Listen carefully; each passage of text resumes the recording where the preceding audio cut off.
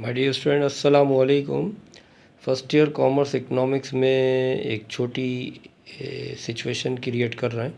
जो स्टूडेंट साहबान इस साल के नए स्टूडेंट हैं तो उनके लिए एक शॉर्ट वीडियो सर आसिफ की तरफ से पेश की जाती रहेगी।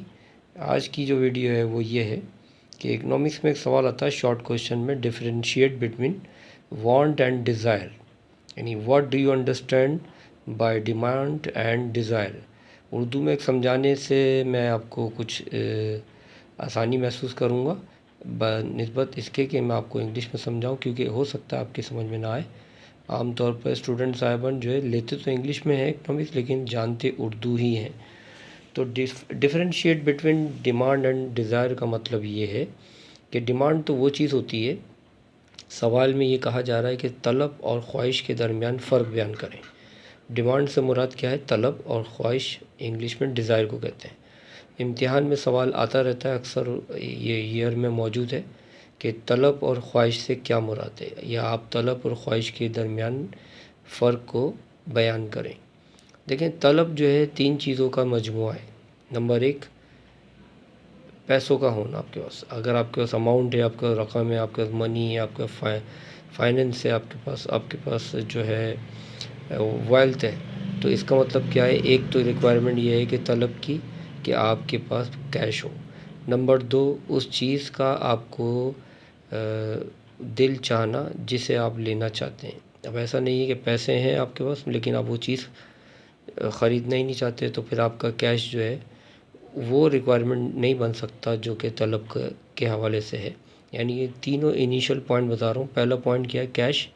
दूसरा ये कि आपका उस चीज़ की तरफ राग़िब होना, जो चीज़ मैं ज़िक्र कर रहा हूँ जिसको आप ख़रीदना चाहते हो लाजमी।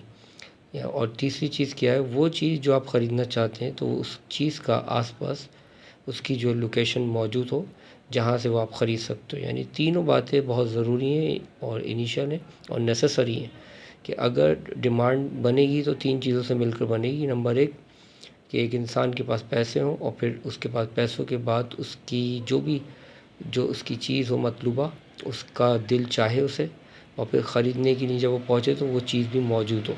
अगर ऐसा हुआ कि उसके पास पैसे हैं और उसका दिल भी चाह रहा है लेकिन वो चीज़ मैसर नहीं है, ज़रूरत में तो है उसकी सोच में, लेकिन अवेलेबल नहीं है, उसका कोई ठिकाना या कोई उसकी सामने लोकेशन नज़र नहीं आ रही, तो इस सेंस में इसको हम तलब कॉल नहीं करेंगे।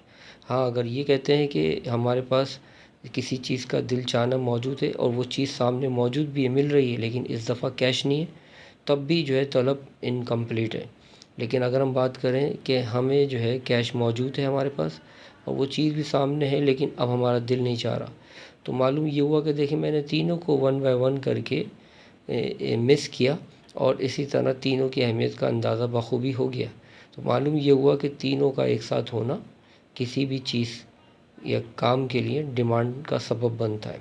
अच्छा, ये तो हो गई डिमांड। जबकि डिज़ायर की बात हो रही है। अब डिज़ायर क्या है? डिज़ायर से मुराद वो चीज़ है जिसके बारे में हम सोचें और सोचते ही रहें। यानी समझ लें, ये जब मैं बता रहा था, समझा रहा था, डिमांड की जो तीन चीज़ें थीं, अगर उनमें से भी एक चीज़ अधूरी थी तो वो दरअसल क्या थी? वो डिज़ायर थी। वो डिज़ायर ही बन गई थी, क्योंकि इंसान जब किसी चीज़ के बारे में सोचे और सोचता ही रहे, उसकी कमी महसूस करता रहे, तो यकीनन उन तीन कंपोनेंट जो मैंने ज़िक्र किए उनमें से कोई ना कोई एक कम तो होगा, जभी तो डिज़ायर का सबब बन रही है।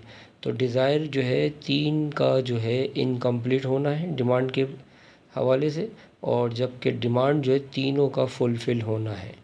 उम्मीद करता हूँ छोटी वीडियो आपकी जो है जहन साजी में इकनॉमिक्स के हवाले से समझ में आई होगी। अगली नेक्स्ट वीडियो में इसी तरह के नेक्स्ट क्वेश्चन, शॉर्ट क्वेश्चन आसानी से समझाने की भरपूर कोशिश की जाएगी। Thank you for the next time. अस्सलामु अलैकुम व रहमतुल्लाहि।